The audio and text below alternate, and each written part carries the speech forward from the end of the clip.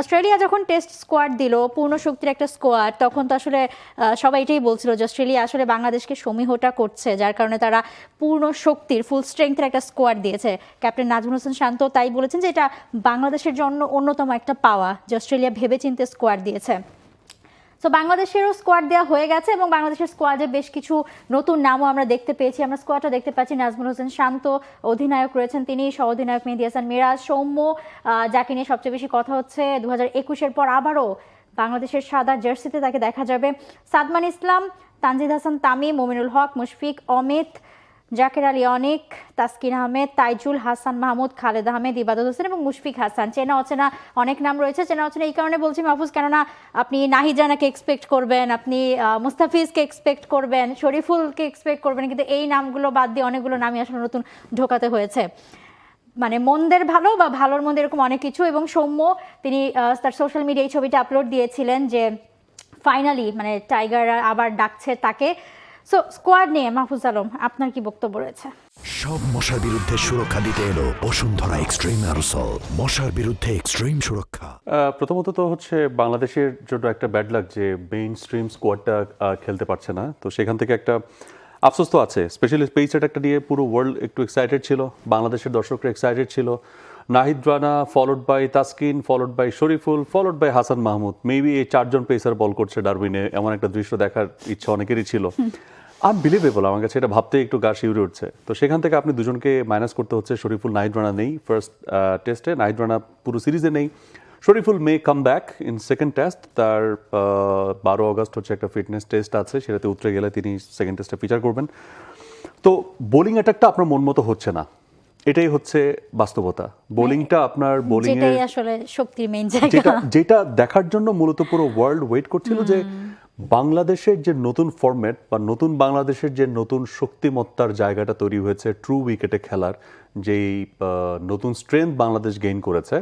150 kilometre পার আওয়ারের একটা missile Bangladesh তার weapon লিস্টে যোগ করেছে। তো সেই মিসাইলটাকে বাংলাদেশ মিস করছে, তাও কি অস্ট্রেলিয়ার মতো জায়গাতে, গ্রাসি একটা উইকেটে, ডারউইনের মতো জায়গাতে, যেখানে নাহিদ রানা সম্ভবত তার মানে এই পর্যন্ত যে স্পিড তিনি তুলেছেন মেবি এটাকে ক্রস করতেন। মেবি আমার কেন যেন মনে হচ্ছে 152-3 উঠে যেত এবার, যেহেতু উইকেটে একটু ক্যারি থাকার চান্স আছে। তো যাই হোক, এই জায়গা থেকে আপনার যদি আপনি সাম আপ করেন তাহলে আপনার পেস এটাকে আপনি আপনার 2 মেইন স্ট্রিম বোলারকে পাচ্ছেন না, শরীফুল নাই, নাহিদ রানা নাই, আর ব্যাটিংয়ে আপনার লিটন দাস নাই। তো এই 2টা বড় সেটব্যাক বাংলাদেশের জন্য। বিকজ লাস্ট আপনি যদি বাংলাদেশের টেস্টগুলো দেখেন, মিডল অর্ডার বা লোয়ার মিডল অর্ডারের মূল মোবিলাইজার কিন্তু লিটন দাস। আর আপনি যদি টপ 6 or 7 থেকে রান মেশিন চিন্তা করেন তাহলে সেটা শান্ত, মুশফিক, লিটন, এই 3 জনকে ঘিরেই আবর্তিত হয়েছে কঠিন দলগুলোর মানে বিপক্ষে।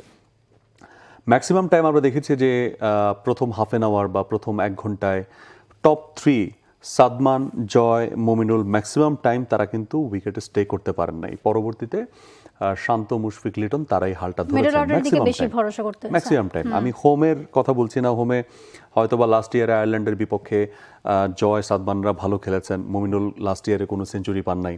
সো টপ 3 কিন্তু টাফ অপোনেন্টে বা অ্যাওয়ে সিরিজে একটু খাবি খেয়েছে। তো সেই জায়গা থেকে আপনার ব্যাটিংয়ের মূল ভরসা হচ্ছে শান্ত, তারপরে হচ্ছে মুশফিক, তারপরে হচ্ছে লিটন। তো এইটা একটা বড় সেটব্যাক যে লিটনের পারফরমেন্সটা আপনি এখানে পাচ্ছেন না।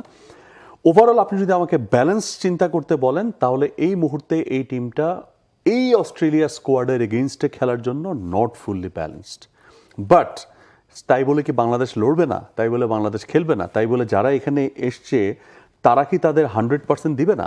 অ্যাবসলিউটলি দিবে। তাসকিন থাকছেন, তাসকিনের সঙ্গে হাসান মাহমুদ রিসেন্ট কেন্টের যে ফর্মটা ছিল, যদিও জিম্বাবুয়েতে তিনি সেটা রিফ্লেকশন দেখাতে পারেননি, বাট এটা যদি আবার ডারউইনে দেখাতে পারেন, Hasan Mahmud can be another weapon.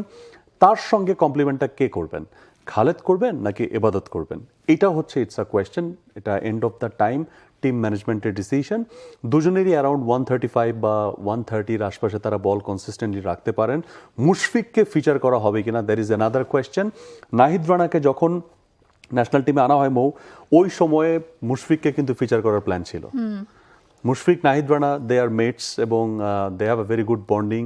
So Mushfiq ঘরোয়া ক্রিকেটে আমরা দেখেছি যে অ্যারাউন্ড 135 কনসিস্টেন্টলি তার পেসটাকে রাখতে পারেন। সো টেস্ট ম্যাচ রেড বলে অ্যারাউন্ড 135 কনসিস্টেন্টলি পেস রাখা it's not that much easier. So Mushfiq লালমনিরহাটের ছেলে, উত্তরবঙ্গের ছেলে, এবং সেখান থেকে তিনি এসছেন। সো তাকেই না আবার এখানে ফিচার করা হয়, I am not sure, but whatever মো, এই পেস অ্যাটাক। মুশফিকের ইনজুরির কারণে নাহিদ রানা সুযোগ পেয়েছিল মেবি, তারপর নাহিদ রানা আসলে আজকে স্টার হয়ে গেছে। এবং শ্রীলঙ্কার এগেইনস্টে, ভাইস ভার্সা। হ্যাঁ শ্রীলঙ্কার এগেইনস্টে। সো এখানে একটা ইন্টারেস্টিং ব্যাপার আছে মৌ, সেটা হচ্ছে যেহেতু সৌম্যকে এখানে ডাকা হয়েছে, তো সৌম্যকে যেহেতু ডাকা হয়েছে, আমি সৌম্যকে 11-এ দেখার পক্ষে। কারণ হচ্ছে উইকেট সাপেক্ষে আপনার ফোর্থ সিমার যদি টিমে থাকে, you will get the help. Australia কিন্তু সেই হেল্পটা পাবে, কারণ they have Cameron Green seaming allrounder. So বাংলাদেশে যদি 11-এ কোনো একজন সুইমিং অলরাউন্ডার থাকে, আপনি ফোর্থ সিমার হিসেবে তাকে আপনি ব্যবহার করবেন, এবং ওই উইকেটে, ডারউইনের উইকেটে, এটা খুবই কার্যকর একটা ডিসিশন হবে সৌম্যকে উইকেটে রাখা, মানে 11-এ রাখা। টপ অর্ডার যদি আপনি বলেন, টপ অর্ডারে তানজিদ তামিম এবং হচ্ছে সাদমান, তারা দুজন হয়তো ফিচার করছেন। জয় যেহেতু ড্রপড হয়েছেন রিসেন্ট, তার ইনকনসিস্টেন্সি একটা ব্যাপার ছিল। সৌম্যকে আমি টপ অর্ডারে দেখার পক্ষে না, সৌম্যকে লোয়ার অর্ডারে দেখার পক্ষে। যে কাজটা আসলে লিটন করতেন, ওই জায়গাটাতে যদি সৌম্য থাকেন, হ্যাঁ এখন এখানে একটা প্রশ্ন হবে, তাহলে মিরাজও যদি থাকে, তাহলে এখানে কি তাইজুলও খেলবে? So it's a question. So আবার জাকের আলী অনেক খেলবে নাকি হচ্ছে অমিত খেলবে? সো এখানে একটা প্রশ্ন আছে। সো এখানে কিছু ডিলেমাস আছে, but at the end of the day team decision হয়তো আমরা দেখবো আর কি। সো নতুন যে নামগুলো আছে এগুলো নিয়ে অনেক বেশি মানে দর্শকদের অনেক আগ্রহ রয়েছে। সোশ্যাল মিডিয়া ঘাটলেও দেখা যাচ্ছে সবাই আসলে প্রশ্ন করছেন যে এই নাম কেন নয়। সৌম্য, জাকের আলী অনেক, কিংবা মুশফিক, অমিত, সবাই কিনে আসলে কথা হচ্ছে যে কেন। আপনি সৌম্যর কথা বলছিলেন, এবং সৌম্য আমরা জানি যে লাস্ট 2021-এ অনেক দিন আগে আসলে টেস্ট খেলেছেন লাস্ট, এবং তবে সৌম্য কিন্তু লাস্ট যে ইয়াটা হয়েছে এনসিএলটা, সেখানে কিন্তু খুব ভালো পারফর্ম করেছেন। সেখানে খুব সম্ভবত প্রায় 7 ম্যাচে তার 600+ রান ছিল, এবং হাইয়েস্ট রান গেটার ছিলেন তিনি খুব সম্ভবত। সো সেই পারফর্মটা, সেই রিদমটা হয়তো ক্যারি করতে চাইছে বিসিবি। এবং হ্যাঁ, আপনি যেটা বলছিলেন যে সুইমিং অলরাউন্ডারের একটা অভাব খুব দারুণভাবে পূরণ হবে।